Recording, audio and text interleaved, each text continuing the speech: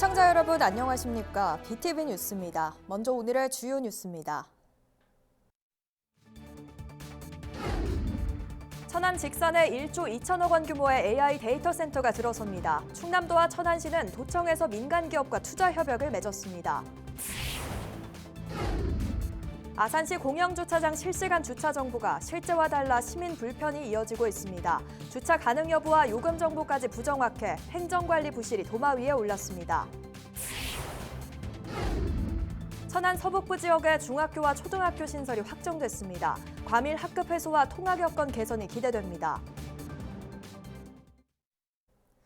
천안에 1조 2천억 원 규모의 AI 데이터 센터가 들어섭니다. 충남도와 천안시는 민간 기업과 투자 협약을 맺고 AI와 데이터 산업을 중심으로 한 산업 생태계 구축에 속도를 냅니다. 송용환 기자가 보도합니다.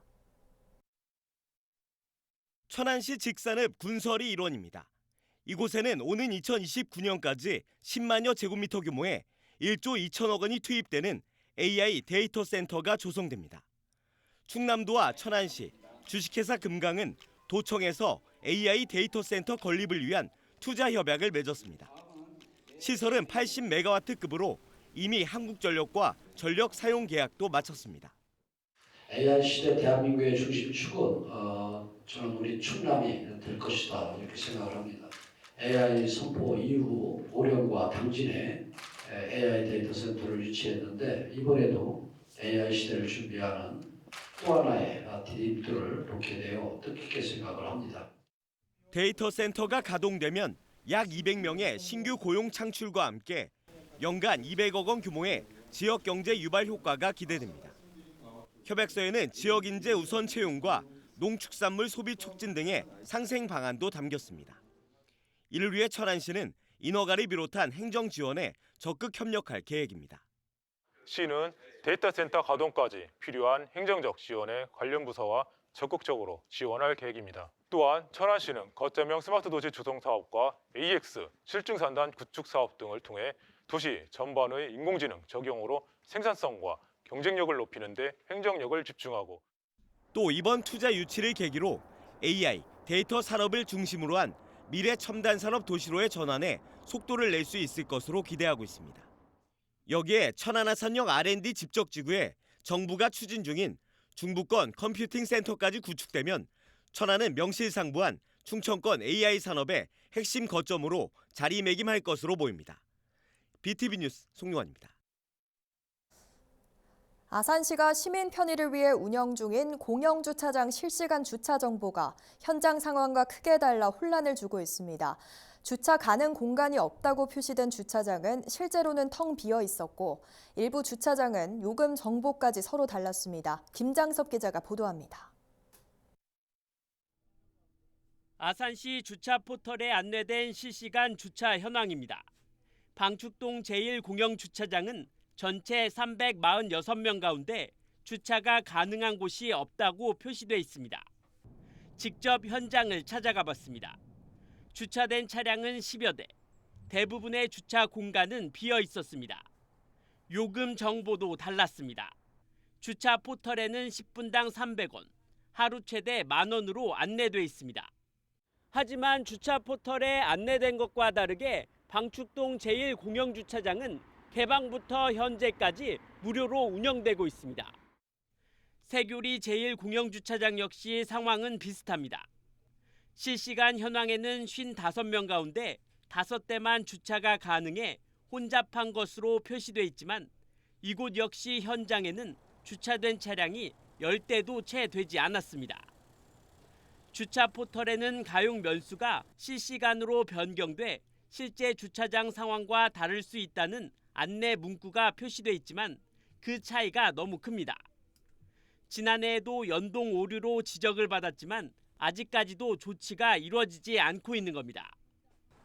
이에 대해 아산시 시설관리공단은 기존에 운영 중인 주차 확인 시스템에 주차 포털을 연동해야 하는데 업체가 서로 달라 연동이 지연되고 있다며 아산시와 협의해 정상화할 수 있도록 노력하겠다고 밝혔습니다. 아울러 요금 정보 역시 최신 정보로 수정하겠다고 답변했습니다. 시민들의 편의를 위해 마련된 시스템이 제대로 관리되지 않으면서 오히려 행정의 허술함을 적나라하게 드러내고 있습니다. BTV 뉴스 김장섭입니다.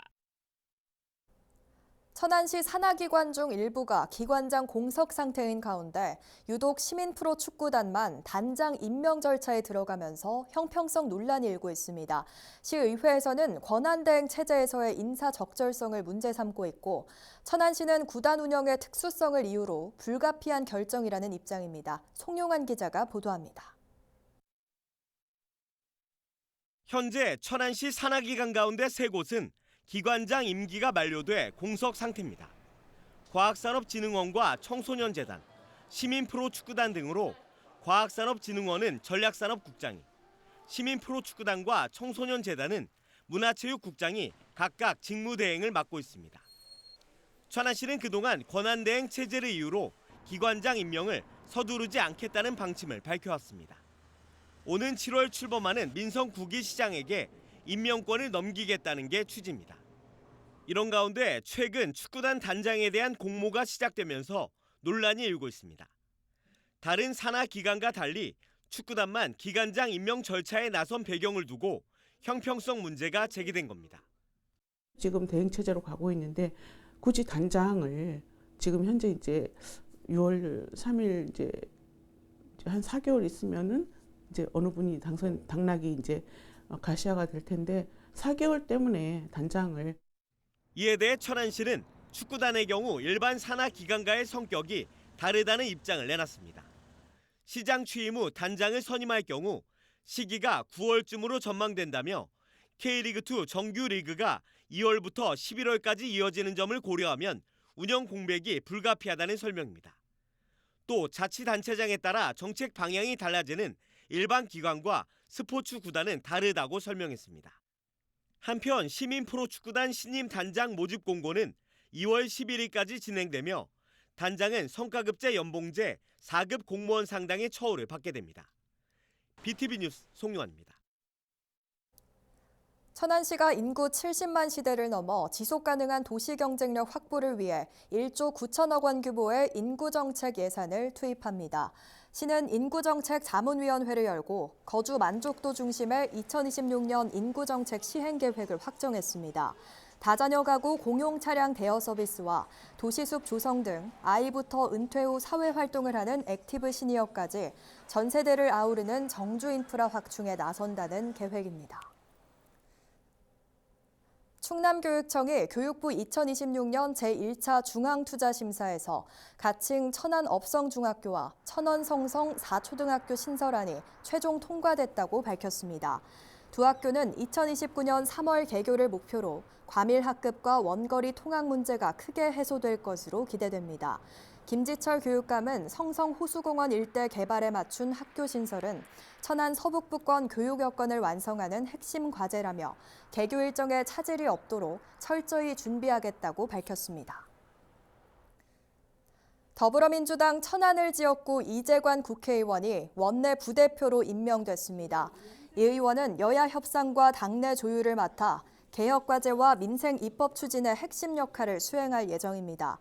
이재관 의원은 이재명 정부 성공이 국민 삶의 질로 향상으로 이어지는 만큼 원내 부대표로서 소임을 다하겠다며 한병도 원내대표와 함께 국정과제를 힘있게 밀어붙여 국민이 체감할 수 있는 변화를 반드시 만들어내겠다고 말했습니다.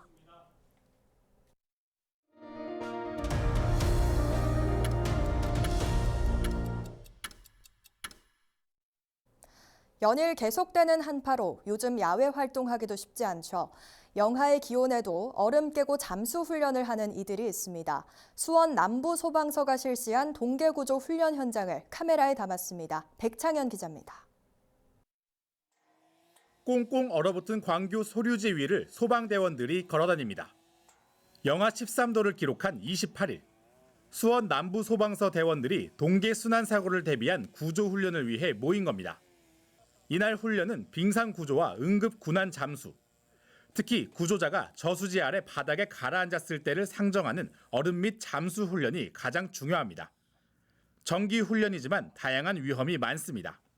아무래도 출구가 제한적이다 보니까 이제 나올 때 출구를 못 찾게 되면은 그 공기 잔량에 따라서 위험이 발생할 수 있어서 그게 가장 걱정입니다. 시야가 좀 안 보이는 부분도 있고요. 추위를 버티며 물 안으로 잠수하는 대원들. 얼음 위 다른 대원들도 공기방울이 올라오는 모습을 보며 긴장감을 놓지 않습니다. 저수지 바닥까지 잠수하며 바닥을 수색하고 다시 올라오면 훈련은 종료됩니다. 저수지가 꽁꽁 얼어붙는 날씨에도 훈련의 목적은 잊지 않습니다.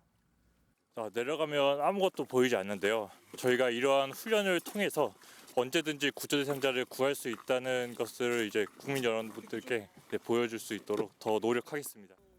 수원 남부소방서 관계자는 구조자 발생 시 얼음 위로 가지 않고 곧바로 소방 신고를 당부했습니다.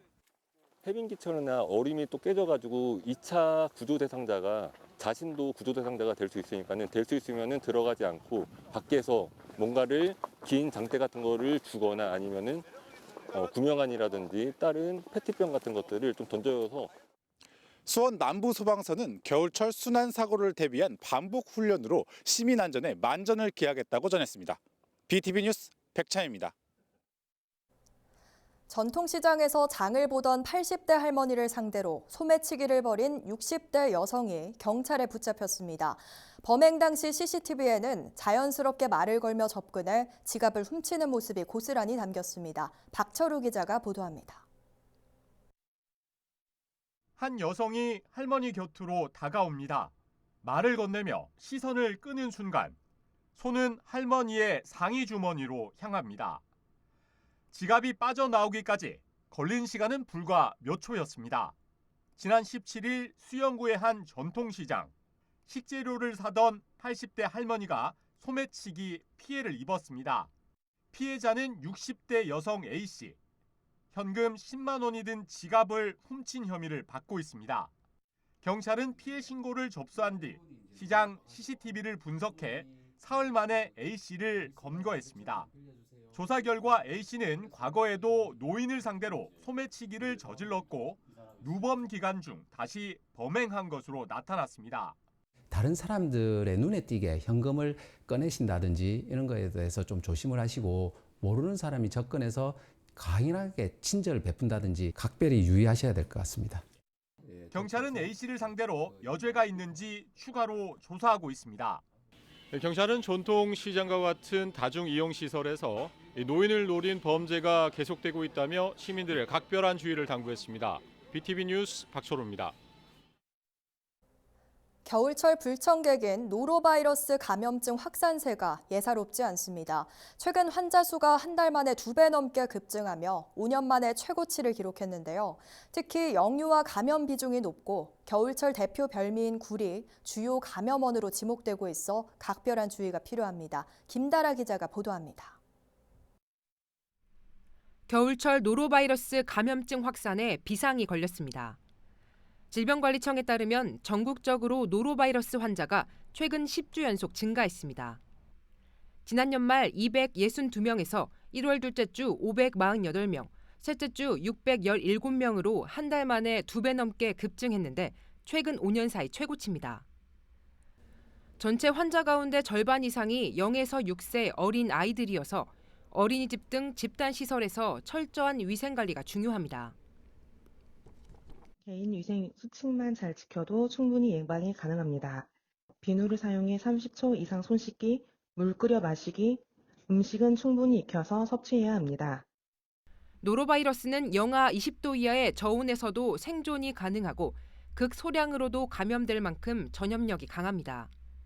주로 환자 접촉이나 오염된 어패류를 섭취할 때 발생하는데 구토와 설사, 오한과 발열 등을 동반합니다. 특히 겨울철 식탁에 자주 오르는 굴이 노로바이러스 감염의 주범입니다. 굴은 바닷물을 대량으로 여과하면서 바이러스를 농축해 축적하는 특성이 있습니다. 전북보건환경연구원은 도내에서 유통되는 생굴을 수거해 노로바이러스 오염 여부를 확인하는 실태조사를 벌이고 있습니다. 노로바이러스는 유전자형이 다양하고 변이가 잦아서요. 검출 결과를 단순히 양성, 음성으로만 판단하는 것보다는 유전적 정보를 함께 확보해야 유행 양상 파악하고 위험 관리 전략 수립에 도움이 됩니다. 굴 섭취만 주의해도 노로바이러스 감염 위험은 크게 낮출 수 있습니다. 가급적 생식은 피하고 중심부까지 충분히 가열을 섭취하는 것이 가장 확실하고요. 굴이나 조개를 만진 손으로는 바로 다른 식품을 만지지 않도록 해주셔야 합니다. 생활 속 작은 실천이 건강을 지키는 가장 확실한 방법입니다. BTV 뉴스 김다라입니다. 충청남도가 마을회관과 경로당 등 도내 한파쉼터 5,379곳에 총 10억 7,580만 원의 난방비를 지원합니다. 쉼터당 20만 원이 지급되며 한파특보 발령 시 취약계층 안부 확인과 행동요령 홍보 등 안전관리도 강화합니다. 충남도는 자연재해로부터 도민의 생명과 안전을 지키는 데 행정력을 집중하겠다고 밝혔습니다. 세종시가 다음 달 2일부터 문화 누리카드 발급을 시작합니다. 지원 대상은 6세 이상 기초생활수급자와 차상위 계층으로 1인당 연 15만 원이 지원됩니다. 특히 올해부터는 청소년기와 중고령층을 대상으로 만 원을 추가 지원해 문화 향유 기회를 넓힙니다. 전년도 카드 이용 금액이 3만 원 이상인 경우 별도 신청 없이 자동 재충전되며 신규 대상자는 문화 누리카드 누리집이나 읍면동 주민센터에서 발급받을 수 있습니다. 천안시가 10년 만에 시 대표 누리집을 전면 개편해 공식 운영에 들어갔습니다. 새 누리집은 스마트폰과 태블릿 등 접속기기에 맞춰 화면이 자동으로 변하는 전체 반응형 웹 방식이 적용됐습니다. 또 별도 회원가입 없이도 간편 인증만으로 로그인이 가능하며 강좌나 시설 대관을 위한 통합 예약 시스템을 다시 구축했습니다. 이 밖에 인공지능 기반의 100여 개 언어 번역 서비스를 도입하는 등 시민들의 디지털 정보 접근성을 높였다고 천안시는 설명했습니다. 천안시가 잇따르는 전기차 화재에 시민 안전을 확보하기 위해 공동주택 단지 내 화재 감지 설비 설치 비용을 지원합니다. 특히 올해는 입주민 부담을 덜어주기 위해 보조금 지원 비율을 기존 50%에서 70%로 대폭 상향했고 지원 대상도 준공 5년 미만 신축 단지와 지상 주차장까지 확대했습니다. 이와 함께 화재 등 비상시 피난로 확보를 위한 옥상 출입문 자동 개폐기 설치 지원 사업도 함께 진행됩니다. 참여를 원하는 단지는 지방 보조금 관리 시스템인 보템2를 통해 전기차 설비는 다음 달 27일까지, 옥상 개폐기는 20일까지 신청하면 됩니다. 명인, 어떤 분야에서 기회가 뛰어나 유명한 사람을 말하는데요. 오늘 소개할 분은 단순히 기술만을 가진 게 아니라 우리가 잊고 지냈던 전통의 뿌리를 지키고 그 가치를 다음 세대로 잇고자 노력하시는 분입니다. 사라진 우리의 술의 기억을 40년 넘게 기록해온 사람, 한국전통주연구소 박록담 명인을 만나보시죠.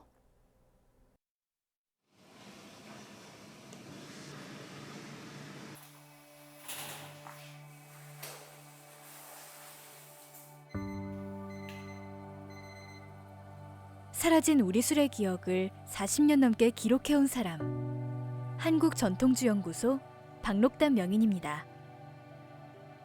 역사 속에 이름만 남겨진 수많은 우리 술들, 박록담 명인은 글자로만 남은 기록에 다시 숨을 불어넣기 시작했습니다. 전통주는 사실상 맥이 끊어졌던 술이거든요. 조선시대 때 술이 21세기 술 양조 기법에 비해서 결코 뒤지지 않았다. 거기에 이제 착안해서 우리 술이 갖고 있는 경쟁력은 훨씬 더 크다. 그런 생각이 가장 술에 빠지게 된 매력이었죠. 전통주는 속도를 허락하지 않습니다. 인간의 손길은 거들 뿐 보이지 않는 생명들과 시간이 술을 완성합니다. 그래서 명인은 술을 만든다기보다 술을 모신다고 말합니다. 술을 빚는다는 것은 수련하는 과정이라고 생각이 돼요. 술은 사람이 만드는 게 아니거든요. 알코올을 만드는 효모의 특성을 살피면 술 빚기가 가야 할 방향이 있습니다. 방법을 찾아가는 과정, 그 여정이라고 생각이 되집니다. 명인은 자연을 다루지 않습니다. 자연의 이치를 알고 그 흐름을 술로 빚어낼 뿐입니다. 기술보다 앞서는 것은 언제나 자연의 섭리였습니다. 조선시대 때 술빚기는 죽에 거두밥을 보태기도 하고 범벅에 거두밥으로 보태서 술빚기를 하다 보니까 맛이나 향이 다양하다는 것을 알게 되었던 거죠.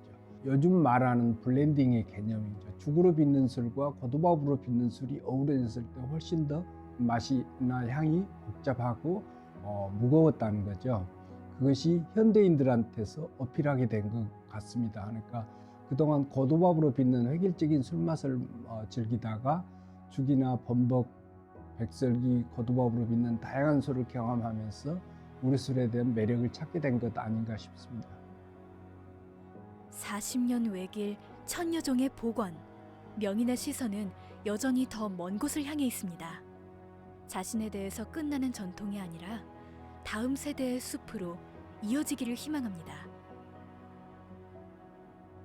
하나의 제안이라고도 할 수 있겠는데요. 이 지역에서, 충남 지역에서 써졌던 전통주 관련 고문원이 하나 있습니다. 1800년 중엽에 쓰여졌던 한글 필사본이 책인데요. 이 책입니다. 술빵이라고 돼 있고요. 전부 한글로 쓰여진 필사본입니다.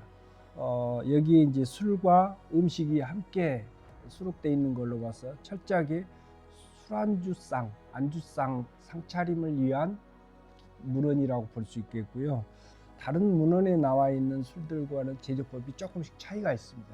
철저하게 이 지역에서 생산되고 제조되고 향유했던 술이라고 하는 것을 알 수 있어서 이 술을 매개로 곁들이는 안주를 매칭하고 이것을 상품화로 연계시키는 사업을 이곳에서 좀 본격적으로 추진해야 되겠다. 그래서 누구라도 충남이 전통주의 본거지가 되고 특히 제가 기거하고 있는 예산을 중심으로 이 전통주 문화를 또 음주 문화를 음식 문화를 좀 활성화시켜 보는 게 마지막 제가 하고 싶은 일이라고 하겠습니다.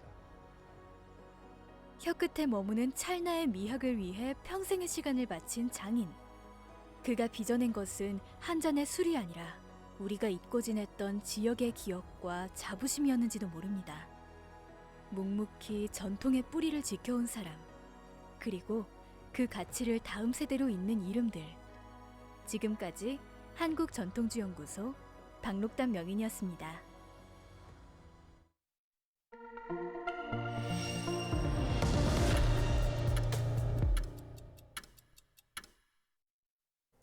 BTV 뉴스는 아래 QR과 URL을 통해 지역 채널 뉴스 홈페이지에서도 시청이 가능합니다. 시청자 여러분의 많은 관심 바랍니다. 이상으로 BTV 뉴스를 마칩니다. 시청자에게 힘이 되는 뉴스로 다시 찾아뵙겠습니다. 시청해주신 여러분 고맙습니다.